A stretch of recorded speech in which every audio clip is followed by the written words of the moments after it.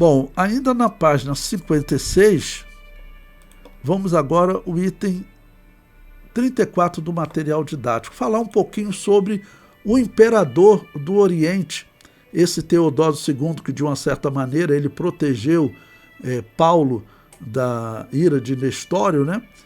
Ok? Bom, então, ano 435 da era cristã. Teodósio II foi imperador do Oriente entre 416 e 450 da era cristã. Em 408, ainda como corregente, construiu uma segunda muralha em torno de Constantinopla, chamada de Muralha de Teodósio. Teodósio II era um católico xiita, ou seja, um católico extremista. Ele proibiu os pagãos de ocuparem cargos públicos e também de servirem nas tropas do exército. O exército tinha que ser formado de católico e assim, para não ficar desempregado, muitos soldados deixaram o paganismo e adotaram o catolicismo romano. Esse era o método de conversão dos católicos. Então, não é a primeira vez que acontece isso, né? Proíbe o rito de funeral dos pagãos, aí eles, para fazer o rito, tinham que fazer o rito católico, tinham que chamar o bispo católico, mas era um rito em favor dos mortos, então os pagãos estavam aceitando. Ou seja, o paganismo é claro de todos os lados, desde a doutrina que eles adotam, até a prática de conversão. Teodósio II ordenou a destruição de todas as sinagogas e proibiu a reconstrução. Em 414 d.C., Pulguéria, a irmã mais velha de Teodósio II, foi proclamada Augusta e assumiu a regência do Império do Oriente, bem como a tutela e criação do imperador, que estava ainda em sua pré-adolescência.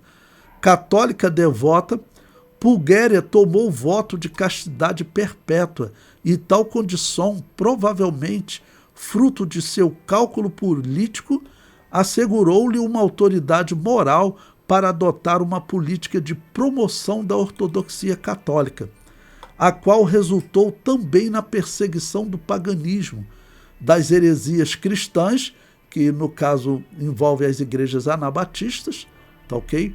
E do judaísmo. Ou seja, os católicos romanos estavam perseguindo de todos os lados. Heresias cristãs envolviam anabatistas, arianos e outros grupos.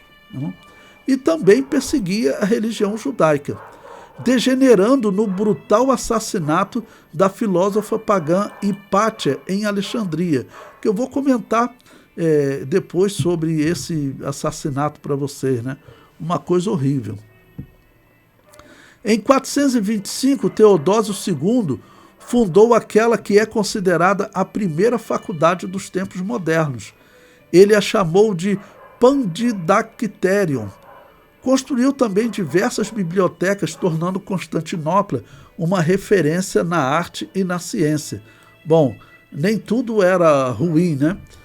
Constantinopla, de cultura grega, ela vai ser, por um lado, a salvadora de muitos textos históricos. Por quê? Porque a Igreja de Roma ela vai procurar a destruição de todos, até dos filósofos. Aristóteles, por exemplo, a Igreja Católica Romana vai procurar destruir. Ela vai procurar destruir tudo, né? A intenção era deixar evidência zero do que ela fez, de como ela foi transformada, mas não tem como, porque Roma vai perder poder e Constantinopla vai, de cultura grega, manter o conhecimento. Até que Constantinopla vai gerar a Igreja Ortodoxa, vai se separar de Roma e já não vai apoiar mais a destruição dos documentos, mas a Igreja de Roma ela vai realmente procurar destruir o máximo. Inclusive, nós vamos estudar depois, uma parte dessa biblioteca de Constantinopla vai ser destruída durante as cruzadas, porque a Igreja Ortodoxa vai estar separada da Igreja de Roma. Então, em uma das cruzadas, na quarta cruzada, eles invadem Constantinopla, indo lutar por Jerusalém, eles invadem Constantinopla, saqueiam e incendeiam uma parte da biblioteca, para você ver, né? O comentário prossegue, agora na página 57.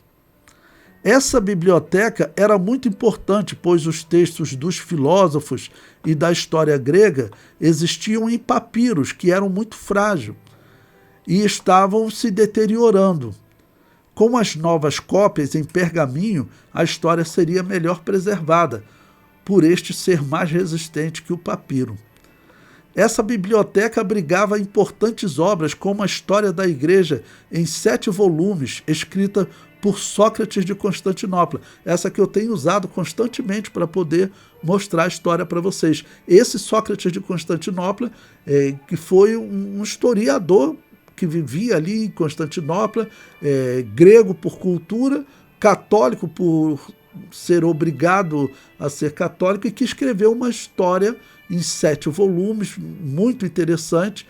Eu já disponibilizei ela para vocês, e ele era contemporâneo, ele escreveu no ano 450, 453 da era cristã, que ele escreveu essa sua obra, né? Então essa obra, escrita por Sócrates de Constantinopla, próximo do ano 453 da era cristã. Felizmente esta obra foi preservada. De todas as obras escritas por católicos neste período, a de Sócrates de Constantinopla foi a que mais falou sobre os anabatistas novacianos, porque era a igreja de destaque em Constantinopla. O historiador Sosômeno de Constantinopla, que escreveu no ano 447, e Teodoreto de Cirro, que escreveu em 466, trataram pouco sobre os anabatistas, ou seja, eles falavam só mesmo dos católicos. E esse Sócrates de Constantinopla que deu esse destaque. A Biblioteca de Constantinopla, que guardava documentos preciosos da história da Igreja, foi incendiada pelos soldados do Papa durante a Quarta Guerra Santa, ou Quarta Cruzada, como eles chamam modernamente, né? Em 1204. Eu botei ali Guerra Santa porque esse era o nome que os católicos davam. Hoje, eles, para mudar o foco, eles chamam de Cruzada, porque eles não querem que a humanidade relembre que eles tinham uma doutrina que era chamada doutrina da Guerra Santa, ou doutrina da Guerra Justa. Essa doutrina dizia que a Igreja Católica podia matar, né, para purificar o reino de Deus. Então, por isso que hoje eles chamam de cruzadas, já não chamam mais de Guerra Santa, tá ok? Mas na descrição católica era, na verdade, no entender deles, Guerra Santa, tá ok?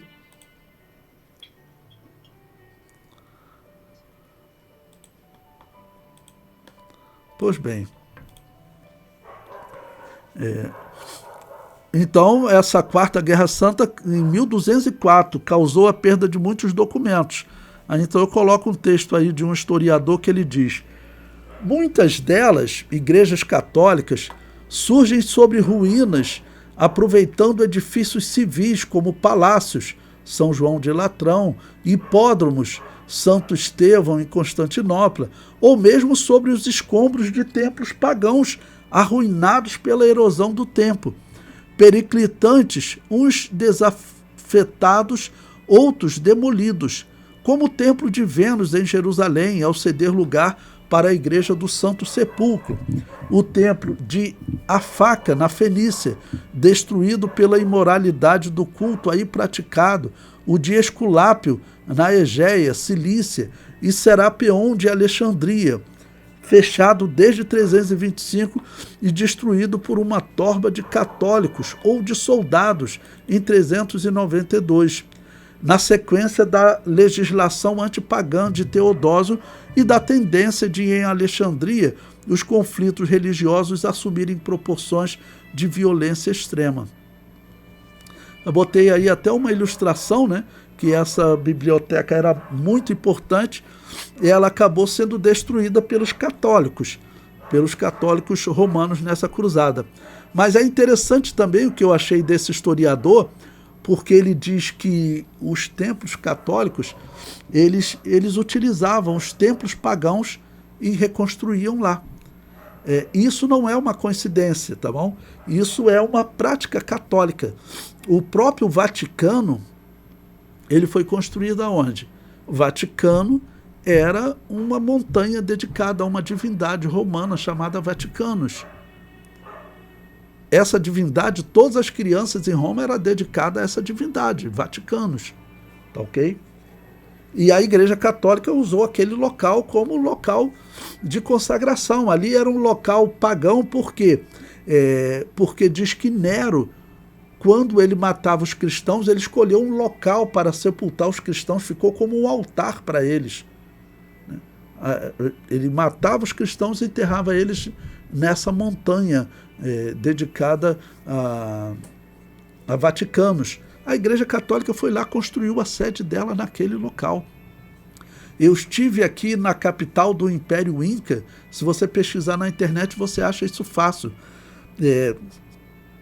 Tem templos lá que você vê que o templo ele tem igreja católica, que ele tem uma parte que é construída com pedra inca, aquela pedra bem lisinha, e depois uma outra parte que é construída pelos católicos. Por quê? Os católicos, a princípio, destruíram o templo, né, tiraram o máximo que eles podiam tirar, né, uma parte só de pedras do templo, e eles completaram com a Igreja Católica.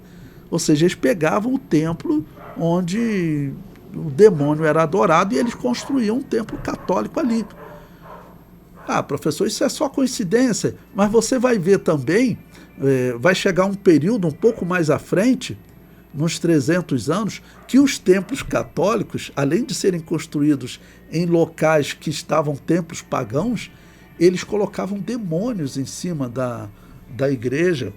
Aí eles diziam, aquilo era arte, mas é uma doutrina pagã, construída sobre lugares pagãos, como o Vaticano. Coloca demônios em cima das igrejas, né? Vai acreditar que isso é arte? Não, ela é a Babilônia apocalíptica.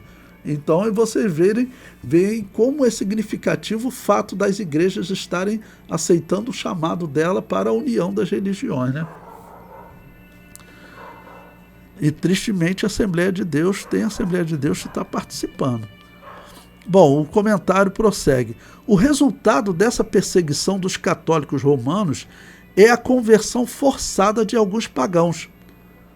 Neste período da história, os pagãos já estão bem familiarizados com o culto católico romano, pois este mantinha diversas características do culto pagão, entre elas o uso de ossada humana em rituais, o purgatório e o culto aos mortos. Os templos pagãos, os templos dos celtas, tudo, do culto de Júpiter, de Apolo, era comum você entrar lá, ter uma caveira lá. Isso era comum. E agora, nos templos católicos, desde Constantino, começou a ter caveira também. E eles justificavam dizendo que era, por exemplo, a caveira de Estevão. Eu não estou ilustrando, não. Isso é verdade. Uma das caveiras mais famosas que apareceu na história foi a caveira de Estevão. Eles disseram que foram lá em Jerusalém, encontraram onde Estevão teria sido sepultado, quando foi apedrejado, né, por Saulo de Tarso, o primeiro mártir. Eles acharam a ossada de Estevão, levaram ela e colocaram lá na igreja de Roma, e eles falavam, os demônios, quando passam aqui perto desse esqueleto, eles tremem. Ou seja, tudo que tinha no templo pagão tinha no templo católico. E isso desde Constantino era assim. Um cristão de verdade estava nesse lugar? Claro que não, ele estava na igreja dos novacianos, na igreja dos donatistas, na igreja dos montanistas, ou em outras igrejas como apareceram aí, mas nessa igreja um cristão não fica. Vai participar de um culto desse? Ninguém vai querer participar, né? Mas era os templos católicos, né? Você vê o que é estranho nos templos católicos, até aquele filme que feito é o Código da Vinci, me lembrei dele agora, não tinha preparado isso, mas você pode ver as filmagens que eles fazem dentro dos templos católicos, não são só demônios em cima do templo, não, tem figuras de pessoas em agonia, e além daquele ambiente sinistro de você ter pessoas enterradas atrás da igreja também é um cemitério. Então, você vê isso no filme É uma imagem assim bem estranha mesmo, né? Mas esses são os templos católicos, né?